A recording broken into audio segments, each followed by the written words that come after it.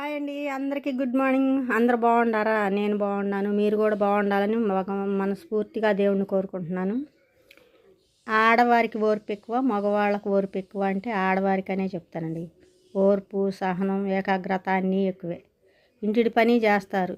ఏదన్నా పెళ్ళిళ్ళు ఫంక్షన్లు వచ్చినాయి అనుకో, ఇక పౌడర్ ఇక గదిలోకి వెళ్ళి 2-3 గంటలన్నా రెడీ అవ్వటానికి పట్టిద్ది.